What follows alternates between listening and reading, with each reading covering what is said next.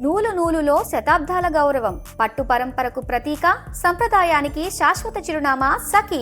Hi hello welcome back Suman TV. నేను మీ శ్రీను. మనం ప్రస్తుతం తుని నియోజకవర్గం ఏదైతే సిహెచ్ అగ్రహారం సంబంధించి పాప మిస్సింగ్ కేసు ఉందో ఈ రోజుకి 23వ రోజు కావస్తుంది. 23 రోజులైనా సరే గానీ పాప ఆచూకీ ఎక్కడ ఆనవాళ్ళు కూడా దొరకనటువంటి పరిస్థితి ఇక్కడ నెలకొంది.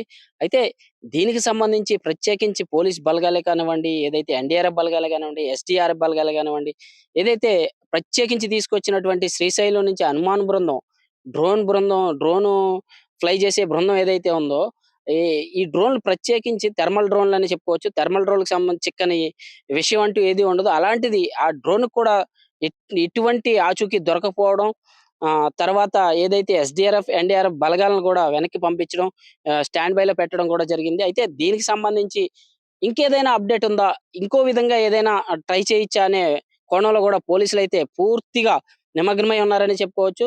పోలీసులకు సంబంధించి అన్ని కోణాల్లోని కూడా టెక్నికల్ గానే కాదు, అలాగే ఏదైతే ఎవరైనా అనుమానితులున్నారా దానిపైన కూడా వీళ్ళు పూర్తిగా విచారణ జరిపే పనిలో అయితే నిమగ్నమై ఉన్నారు. ఇంకా దానికి సంబంధించి ఈ విషయంలో అయితే కుక్కకి సంబంధించి కుక్క ఒక 2 రోజులైనా సరే తిరిగి రాలేదు. మళ్ళీ తర్వాత ఇంటికి రావడం, మళ్ళీ తర్వాత మా మళ్ళీ వచ్చి మళ్ళీ వెళ్ళడం, తర్వాత దానికి ఏదైతే కుక్క తిరిగిన పరిస్థితి దానికి ట్రాకర్ అమర్చిన పరిస్థితిలో అది ఒక్కసారిగా తర్వాత రోజున మరణించడం జరిగింది. అయితే దానికి సంబంధించి ఇప్పటికి ఎటువంటి క్లూ కూడా దొరకలేదు. అయితే చూడొచ్చు చివరి ప్రయత్నంగా పోలీసులు ఏ విధంగా ట్రై చేస్తున్నారంటే చెప్పుకోవచ్చు మనం. చివరి ప్రయత్నంగా పాప దొరికే అన్న అవకాశాలు ఉన్నాయనే కోణంలో కూడా ఏదైతే తోట ఉందో ఈ తోటంతా కూడా పూర్తిగా గడ్డితో నిండి ఉండేది. తోటంతా కూడా అంటే మనిషి నిలబడితే ఒక మోకాలు లోతు గడ్డితో నిలబడి ఉండేది. ఆ గడ్డికి ఎక్కడైనా చిక్కుకునుందా పాప?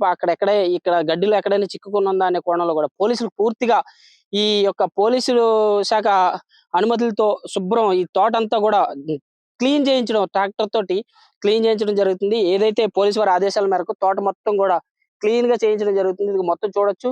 ఏదైతే గడ్డి మోకాళ్ళ లోతు గడ్డి ఉండేది ఈ తోటలో ప్రతి చెట్టు దగ్గర కూడా చెట్టు మొదల నుంచి కూడా అంతా కూడా మొత్తంగా క్లియర్‌గా చేయడం జరుగుతుంది. మీరు లైవ్‌లో చూడొచ్చు ఇదంతా కూడా ఒక ట్రాక్టర్ సహాయంతో యంత్రాలు ఉపయోగించి మొత్తం ఇదంతా కూడా గడ్డి క్లీన్ చేయడం జరుగుతుంది. అంటే చివరి ప్రయత్నంగా ఏదైనా ఈ తోటలో ఎక్కడైనా చిక్కుకునే అవకాశం ఉందా అనే ఆనవాళ్ళు కూడా దొరకొచ్చా అనే ప్రయత్నంలో కూడా పోలీసులైతే పూర్తిగా ఈ తోటనైతే మళ్ళీ మరోసారి జల్లెడ పట్టే అవకాశం కనిపిస్తుంది.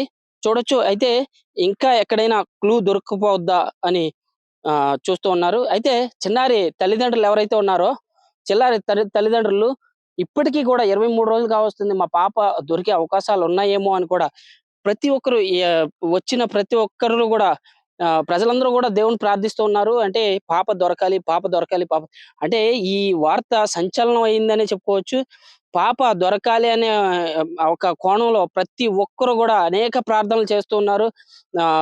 గుడిలో పూజలు కూడా చేస్తూ ఉన్నారు. పాప క్షేమంగా ఇంటికి తిరిగి చేరాలి అంటే తల్లిదండ్రుల చెంతకి చేరాలని కూడా ప్రజలందరూ కూడా వేచి చూసి ఉన్నారు.